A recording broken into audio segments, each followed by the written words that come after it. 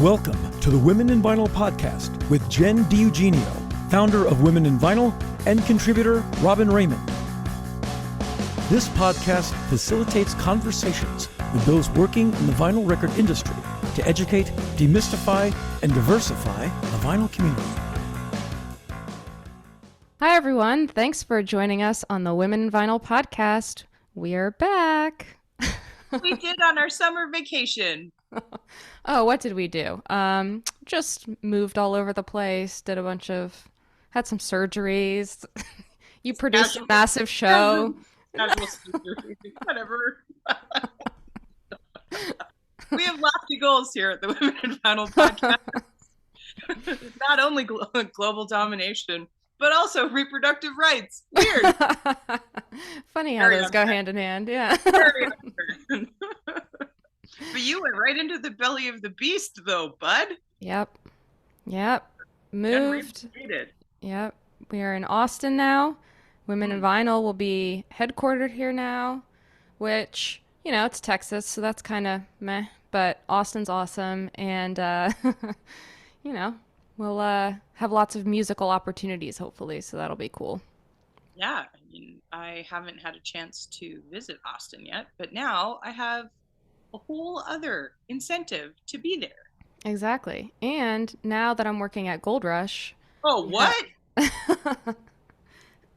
We have You changed jobs too? Yeah. And it's fully women run, women owned by Karen Kelleher, who we had on the podcast. She's fantastic.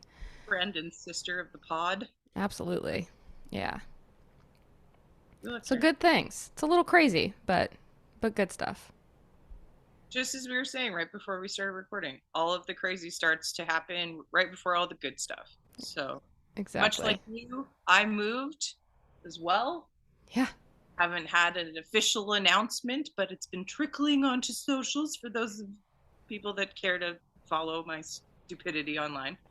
I moved from Toronto back to my home province of Alberta to decrease the cost of overhead so that I can keep the cost of records where I like it. I feel like it's an ethical responsibility. Doing it for the people. Doing it for the people and doing it for the people that haven't toured and haven't played in a couple of years because of this weird thing that we had called the pandemic. Right. That we try not to mention on the pod very often. But yeah, I just figured cost of living is really high in cities. Do I want to increase my prices just to justify staying in Toronto, or is there a potential to move back to this really thriving, awesome place that I really love and has a really incredible growth thing happening right now in Calgary? And it was also labeled number 3 place in the world to live. So people might not know how intensive it is to move your lathe and the business and everything. So I think go support Robyn, buy records. No. I mean, but don't, because I've closed my book for the year because it's too much. Stop supporting me. That's actually a good segue though, because we wanted to talk about some of the things that have been going on while we've been doing all of the things in our personal lives, and turn times are still crazy. Mm-hmm. For the lathe community, for pressing, everywhere. Yeah, I mean, let's see. So let's do a back mask and wicca put it back to when you guys packed your boxes and I packed my boxes. So we packed our respective record collections into boxes and trucks, and I moved at the end of May and you guys moved July. Yeah. So when you were leaving Furnace, what was your turnaround time projected to be then? So they're booked into the beginning of next year, or they were when I left, and they weren't able to take on any new customers because they wanted to make sure they could service all the people that have been their clients for a while. Right. Now that I'm at Gold Rush, we're booking 8 to 10 months out still. So, yeah. What about you? So I put a little note up on my own website that says that any orders taken after August 15th will be pretty much produced and delivered in January. Yeah. That kind of gives me a little bit of space to do some things and like honor some projects where I'm waiting for materials and things like that, which has been kind of a crisis. But not a supply chain crisis, more so people didn't have their art together or their masters together, or I've had to send things back for remastering because it's just like not cuttable in the way that it was provided to me, which is not my favorite, obviously. But yeah, I mean, I've done some pretty cool projects since landing back here, which is cool. But yeah, I mean, it's that turnaround time thing is real. Like, yeah. People still thinking that, just because I'm doing shorter runs that I can get them done for September 1. And I'm like, no, sorry, bud. Can't do it. Yeah. Even And December. now more than ever, like, it's so important to have all your stuff done ahead of time and correctly. Like, yeah. Yeah. And I mean, like, it's kind of like a in pressing or in lathe cutting, and I can't profess to speak for the entire lathe cutting community when I say this, but like having everything sent together at the same time rather than here's our art and now here's this and then in 2 weeks here's a master and things like that. It just, a cascade of information is not as helpful as just having all of your things together. And just because you're being put and you're being told that you're in the queue for September doesn't mean to wait and hold your things back until September. Oh, yeah. And definitely. Yeah, I think for me, it's becoming very apparent that I need to make maybe more documentation that goes out to illustrate and educate some people on process and deliveries and things like that, because I'm at kind of a tipping point with the amount of time that I can spend on administration and yes. The amount of time I can spend cutting records, which is, what I want to be doing. Right. Yeah. I completely agree, which is part of why we're here. So go listen to our episodes so you have your stuff together. And any questions that anybody has, as always, send them in. We love to be able to help. But when there's existing information, use it. Which we've talked about, for the rest of the year, and I mean future too. No. Sort of doing some industry Mythbusters things because, lots of stuff happening in the sphere right now, which is, I mean, hysterical and educational at the same time. Exactly. I mean, all the time we spent driving to our new locations, we're listening to podcasts, relevant things within the industry, seeing a lot of misinformation and hearing a lot of misinformation out there. So, we're not like be all end all, of course, but we're talking to our industry friends to get everybody the right info so that you have the tools to know when things are true or false or misleading, scandals. Intentionally falsified, potentially obscured, diffused. Oh, let me get up a thesaurus here, and we'll have some. We'll use some colorful language. I mean, that's the thing, right? Because like, as technology changes, as supply chains change, and lead times change, like music in general is always kind of a flexy space. But when we start to get into physical product, there's, people are trying to innovate to decrease turn times, but to also be more eco-friendly and, meet the demands that the global community is placing on us. But we also, it's a moving target for everybody, and information changes, and we want to be on top of it so that we're not giving out bad information, but also so that we're informed for our customer base too. Exactly. Not just the Women in Vinyl customer base, but our own personal customer bases. And so we understand our own record collections because those are growing and moving and changing as well. So Yeah. some of the things that we're going to talk about are a little bit controversial, but not our controversy, more like industry wide. So, and one of those things we thought we should bring up for today was the big Mofi scandal. Yes. So, what happened? So, I don't feel like it's that scandalous because maybe my expectation is, I don't know, different because of what I do.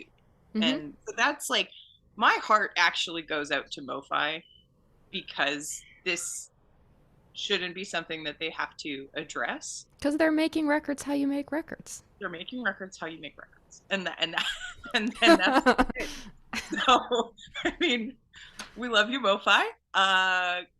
If anybody wants to, Jim, if you're listening, you want to come on the pod and chat about the statement or, anything related to Mofi, we would love to have you. We're also taking sponsorship applications anytime. So we would be happy to have that as well. And we're going to have a little bit more of a focused mastering kind of conversation on this particular topic with some people later on in the podcast. But the official statement is, quote, "We at Mobile Fidelity Sound Lab are aware of customer complaints regarding the use of digital technology in our mastering chain. We apologize for using vague language, allowing false narratives to propagate, and for taking for granted the goodwill and trust of our customers' place in the Mobile Fidelity Sound Lab brand." Unquote. So to break it down, for those of you that don't know what we're talking about, because you're not maybe Mofi enthusiasts, there was a section of record buyers, collectors, enthusiasts that thought that Mofi had a completely analog mastering replication chain. And maybe at some point that was true.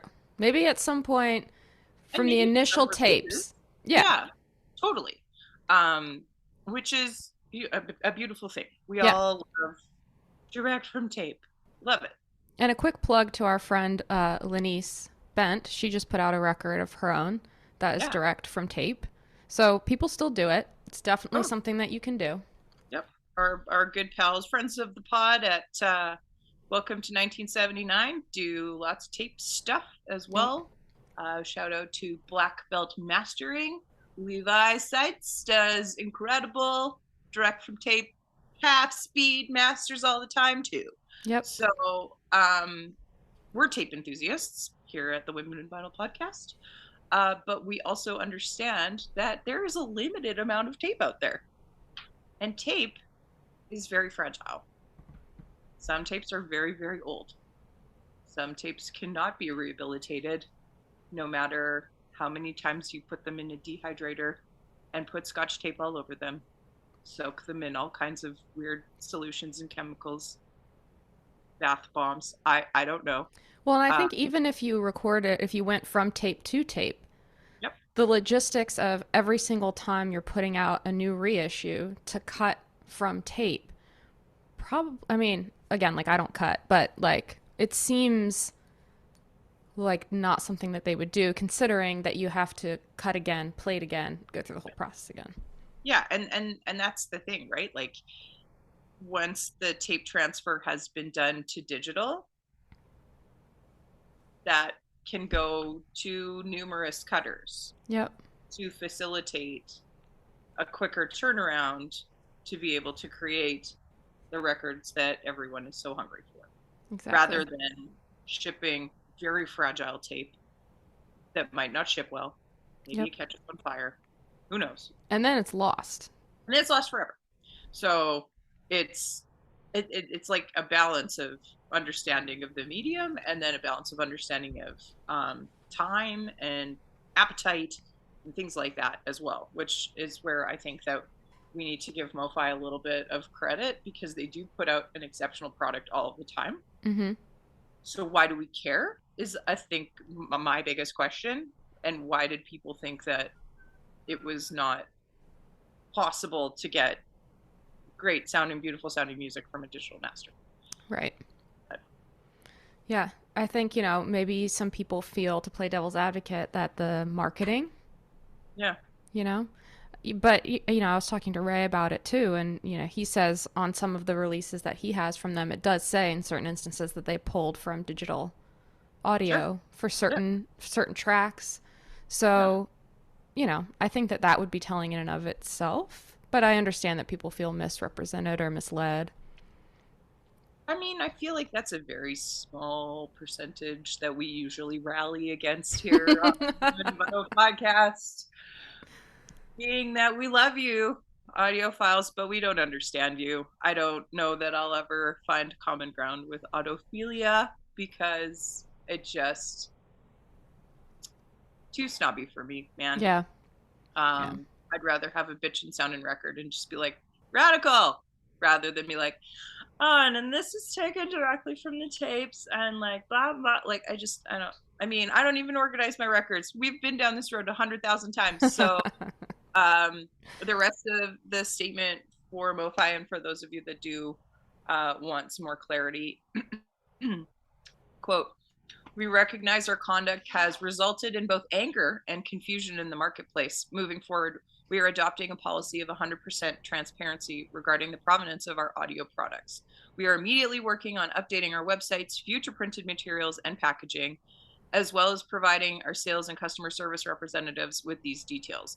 We will also provide clear, specific definitions when it comes to Mobile Fidelity Sound Lab marketing, branding, such as original master recording, OMR, and Ultra Disc One Step, UD1S. We will backfill source information on previous releases so Mobile Fidelity Sound Lab customers can feel as confident in owning their products as we are in making them, unquote. I mean, I really hope that people aren't taking their records out and like throwing them in the garbage or like burning them, or I feel like there's so many great titles on the Mofi catalog that, I mean, nobody has complained about, like, literally nobody had anything to say about them until somebody was like, wait a minute, are these from digital? And then like, poor Jam Davis has to run to his computer and be like, oh my God, like everybody I feel like in the mastering making world was kind of just like, well, duh. Right. So is that a case of people just, not understanding how records are made? Or is that a case of misinformation? I mean, is it omission? Or is it just like they thought that maybe everybody understood that that's where they were coming from and they didn't have to say anything? Right. I feel like it's more of that. Yeah. No. So, Mofi, we love you. You're doing a great job. Digital or analog or both. Hey, maybe it's a blend. Delightful. Exactly. Delightful. Yeah. We're here for it. But as always, write in media@womenandvinyl.com. Let us know how you're feeling about it. Yeah. Give us your perspective. You can hit us up on the anonymous as well if you want to rail against the Mofi machine. Sure. Let us have it. We are here for you. We're happy to explain anything that we can. I am going to delve farther into the Ultra Disc One Step. I want to know more about that just as an enthusiast. Sure. But yeah, so, maybe that's a little bit of homework for us here on the pod. We're gonna, maybe we'll keep revisiting this as things keep rolling out from Mofi, and we'll be able to tell you more about where your records are coming from. Yeah. Because we love doing that. The other thing we did that's also sort of controversial is us going to Music Biz was not controversial. However, there are a lot of pressing plans. Thank you, Music Biz, for having us. Shout out, we love you. We, had a great time. Saw a lot of familiar faces. We did a panel to talk about what we do here. And on one of the Record Store Day town halls, someone stood up and was very, adamant about the fact that Nashville record pressing and all of these other pressing plants are opening up to now alleviate capacity issues. And that's another thing that I think we'll dive into more throughout the end of the year and into next. But Robyn stood up and voiced the opinion of most of us that work in the industry that that's not going to solve the problem.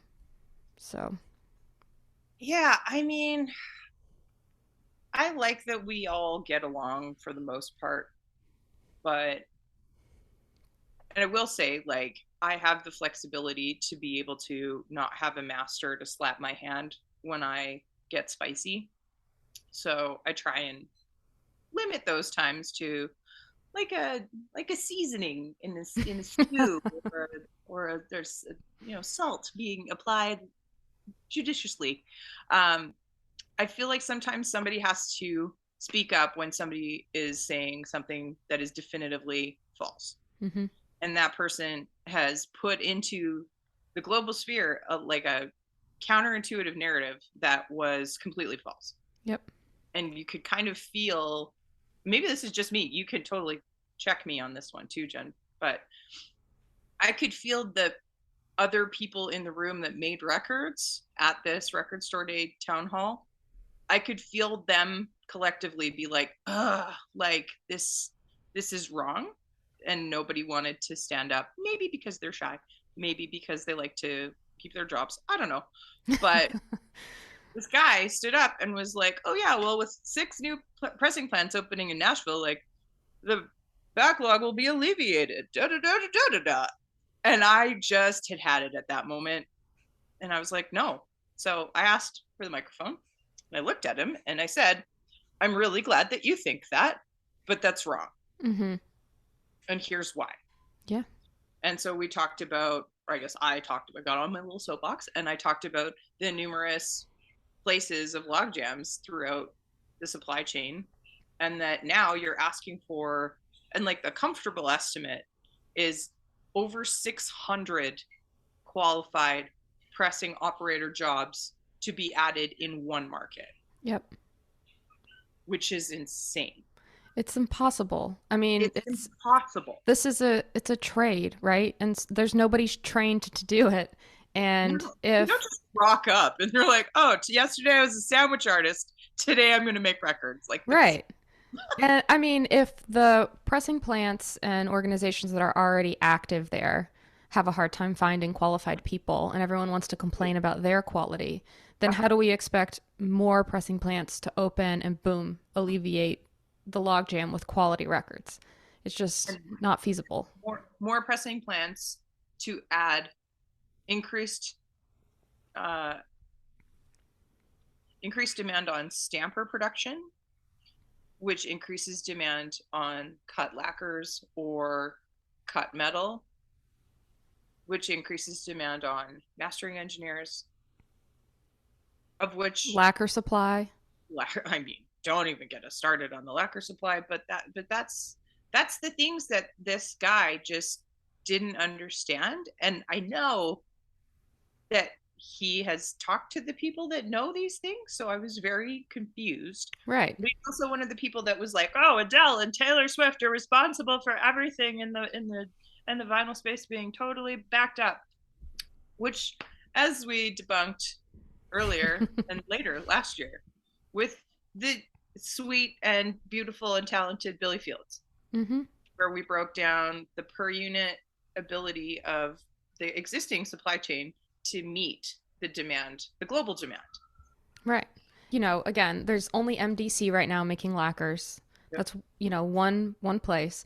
And we're not saying that we don't think new pressing plants should open up. We definitely do. We're going to talk to some pressing plants this year, both new and old. But,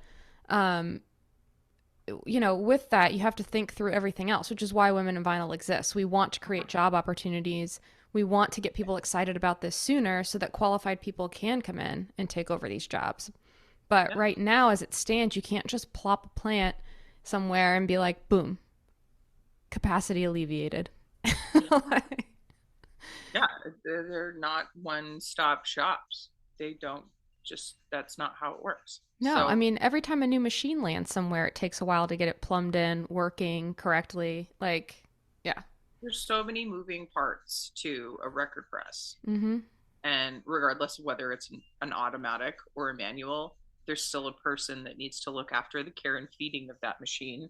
Yep. So, I mean, and some it's mechanical stuff, man. Like not everything works right out of the box. Right. Boiler infrastructure, pressure, like, Temperature, mm-hmm. like just there's so many things. Yeah.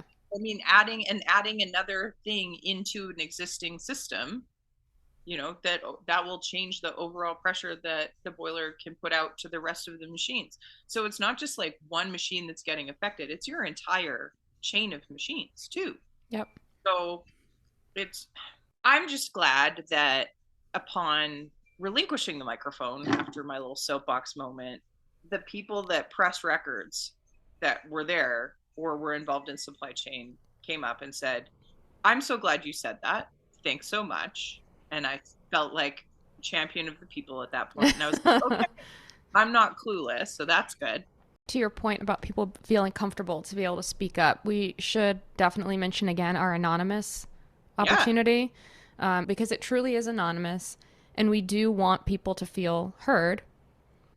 And it's like, we aren't techie enough to be able to track your IP address or anything like that, so I can assure you we don't have any of that information. And I think that those viewpoints are really important. So please go to our resources on the website. Fill anything out you're feeling, both wins or things that you're frustrated with, and we will share them. Yeah, I mean, we and I actually, like, with reflection and time and all that kind of stuff too, I feel really blessed to be able to speak to that and give platform and all that stuff, but also to check my own bullshit. I feel good about that. To be like, okay, yeah, no, like if my language or marketing or anything is hurtful to someone or anything like that, absolutely check me on my shit. I love it. Please do. And as an industry, we have to do that. So yeah, and if you don't feel comfortable because of your job or your boss or whatever, we want to give you that platform to do it. With that, we would love, if anybody has vinyl mysteries, we would love to do some sleuthing for you. Yeah. We're excited about things like that. So lay it on us. I guess this is season 2, huh? Yeah. So welcome to season 2. We've been kind of focused for the last season because it was our beginning. So we wanted to have like very regimented capsule type offerings where we're like, here's how you put out a record. And now here's some like other information and stuff. Here's the process. Which is a great foundation. Now we're going to dive in on some other things. We're going to talk about controversies. We're going to talk about some hot takes with the people that wrote them. Yep. Which is awesome. There's some people that are educators that are doing some things to like get more people in the industry that are going to come on. I mean, people leading the way, starting up. Yeah. All kinds of stuff. There's some cool stuff happening in season 2. So click that subscribe button. Click the Patreon. Yep. Please check out the job board. Like we've been talking about, we can't expand the industry if people aren't excited and getting into it. We've got some real cool stuff up there, both pressing plants, Beggars Group.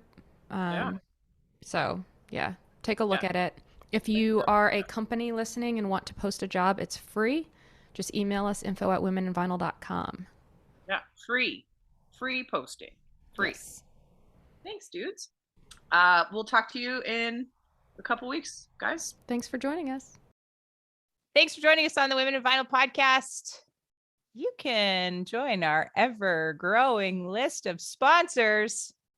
Other record labels: Selector, Couple Design, Eargasm, Groove Washer, Glowtronics, New Gen Audio, and Vinyl Revolution Record Show. And thanks for sponsoring the show. Hey, as always, you can join our conversation on Instagram or send us a note at media@womeninvinyl.com. Clock us. Send us info. If you have a question, we got the answer. or we'll find it. We won't lie to you. And check out womeninvinyl.com for past episodes, the store, the job board, and the library of resources. Don't forget to like and subscribe and give us a review on your favorite podcast delivery method. You can also contribute to furthering our mission at patreon.com/womeninvinyl. Hey, guess what? This episode, 45 minutes. You know there was more. You want more? You get more. Go to patreon.com and you can get more. And you'll find all the B-sides, the deep cuts, and the amazing extras, including longer episodes, and contribute to the creation of scholarships and educational opportunities to further the demystification, the infiltration of more women and non-binary identifying humans into the vinyl making space, decreasing those turnaround times every week. Yeah, we love your records. We want you to love them too. womeninvinyl.com. This episode has been brought to you by Women in Vinyl and Red Spade Records. Thank you for listening. Please remember to subscribe, and you can always contact us directly by visiting www.womeninvinyl.com.